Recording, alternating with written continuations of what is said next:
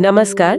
आज हम टेक्नोलॉजी के एक अहम पहलू पर बात करने वाले हैं, आर्टिफिशियल इंटेलिजेंस, और खासकर जैसे ये चैट जीपीटी जैसे टूल्स है ना, इनका हमारी शिक्षा पर, हमारे सोचने के तरीके पर और हाँ, पूरे समाज पर क्या असर पड़ रहा है। जी, और इस अहम मुद्दे को समझने के लिए हमारे पास आज तो बहुत ही दिलचस्प स्रोत हैं। पहला है हैना, जो अमेरिका में पहले टीचर थी, उनका एक इंटरव्यू।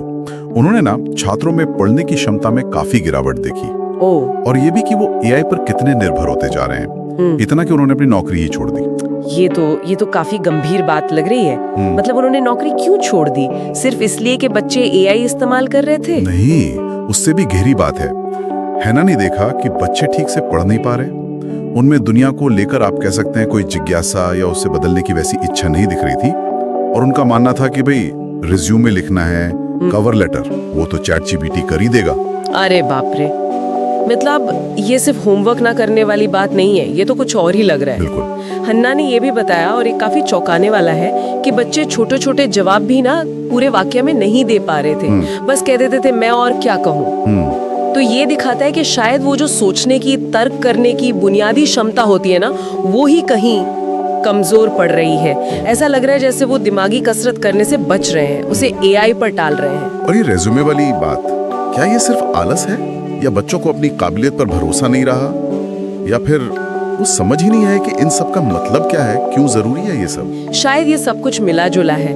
और यहीं से वो बात आती है जो थोड़ी डरावनी है, कि हम शायद समझने की जो पूरी प्रक्रिया है ना, उसी को आउटसोर्स कर रहे हैं। समझने की प्रक्रिया को आउटसोर्स करना। हाँ, और यहीं पे शायद हमारा दूसरा सोर्स आता है, वो विमोह चैनल का विश्लेषण। जी हाँ, उन्होंने आज के हालात की तुलना की है ईएम फॉरेस्टर की एक पुरानी 1928 की कहानी से, द मशीन स्टॉप्स।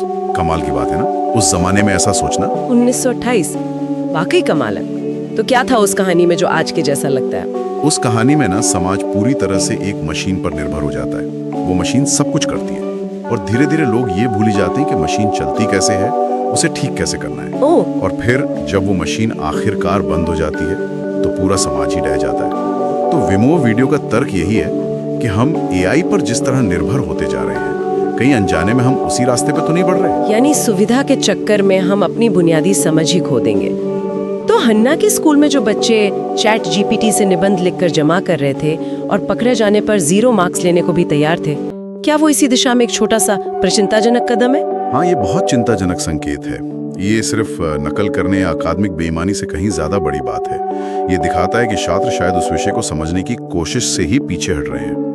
देखिए, जानकारी मिलना एक बात है और उसे समझना बिल्कुल दूसरी। सही बात है। एआई जानकारी तो दे सकता है ढेर सारी, पर वो जो समझ बनाने की प्रक्रिया शायद उसमें रुकावट डाल रहा है। तो ये खतरा सिर्फ स्कूल या छात्रों तक ही सीमित नहीं है, जैसा कि विमोह वीडियो इशारा कर रहा था। उसमें कुछ और भी चिंताएं थीं, जैसे एआई पर बहुत ज्यादा निर्भर होने से आलस बढ़ता है। हाँ, और ये सिर्फ अंदाजा नहीं है, कुछ शुरुआती स्टडीज भी इशारा कर रही हैं कि जो लोग एआई का बहुत ज्यादा इस्तेमाल करते हैं आजकल, उन्हें पावर यूजर्स कहते हैं, उनमें ना एक तरह की लत जैसे लक्षण दिखने लगे हैं। लत? एआई की लत? हाँ, और इसका असर उनके मूड पर, उनके रोज के काम करने की क्षमता पर, दोनों पर पड़ सकता है, नकारात्मक असर। टेक्नोलॉजी की लत तो सुनी थी, पर खास तौर पर एआई की, इसका मतलब क्या है?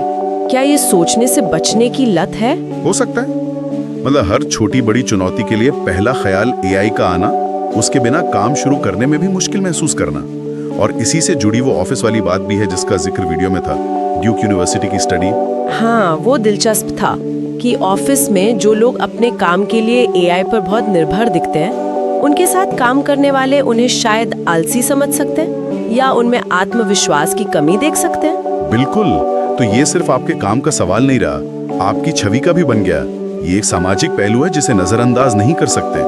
सवाल ये उठता है कि हम एआई को अपनी क्षमता बढ़ाने वाले एक टूल की तरह देख रहे हैं, या अपनी मेहनत और सोच से बचने के एक तरीके की तरह। और हमारे सहकर्मी से कैसे देख रहे हैं, इसका असर हमारे रिश्तों पर क्या पड़ रहा है। और इसी से जुड़ी एक और बात थी, स्कूलों में जो एआई की ट्रेनिंग हो रही है, वो वीडियो के मुताबिक वो अक्सर जरूरत से ज्यादा पॉजिटिव होती है, उसमें आलोचनात्मक सोच की कमी है।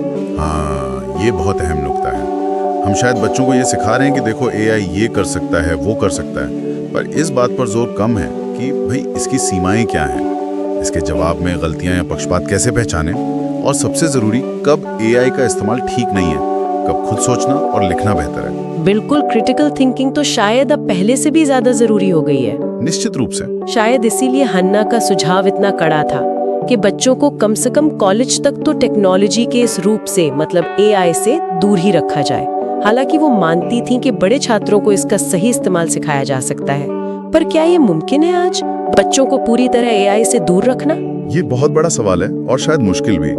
पूरी तरह दूर रखना तो शायद अव्यवहारिक हो। ज्यादा जरूरी शायद ये है कि हम उन्हें सिखाएं कैसे।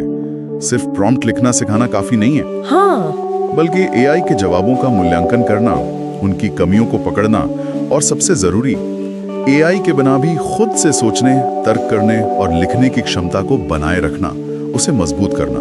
तो कुल मिलाकर जो तस्वीर बन रही है वो ये है कि एआई एक बहुत शक्तिशाली औजार है, सुविधा देता है, इसमें कोई शक नहीं। लेकिन साथ ही ये पढ़ने, लिखने, गहराई से सोचने जैसी हमारी बुनियादी इंसानी क्षमताओं को कमजोर करने का एक वास्तविक खतरा भी पैदा कर रहा है। वो क्षमताएं जिन पर शायद हमारी पूरी सभ्यता टिकी है। और जैसा हमने पहले कहा, ये सिर्फ काम आउटसोर्स करना नहीं है, ये धीरे धीरे समझ को ही आउटसोर्स करने जैसा है। और वीमो वीडियो में इसी समझने की क्षमता को इंसान बने रहने के लिए जरूरी बताया गया है। बिल्कुल, वीडियो की वो लाइन मुझे याद है, समझने की जो क्षमता है यही हमें इंसान बनाए रखती है। ये फॉरेस्टर की कहानी के उस अंत की याद दिलाता है जब मशीन रुक जाती है और लोग लाचार होकर बस चिल्लाते हैं, ओ मशीन, ओ मशीन, क्योंकि वो सब कुछ भूल चुके थे, अपनी दुनिया की समझ खो चुके थे। तो ये हमें एक बहुत ही मौलिक सवाल पर लाकर खड़ा करता है। जब हम अपनी समझने की क्षमता को, सोचने की क्षमता को, यहाँ तक कि शायद महसूस करने की क्षमता को भी धीरे धीरे एआई को सौंपते जाते हैं, तो क्या हम इंसान के तौर पर मौलिक रूप से बदल रहे हैं? क्या इंसान होने का मतलब ही बदल रहा है? ये एक ऐसा सवाल है जिस पर शायद हम सबको गंभीरता से सोचने की जरूरत है।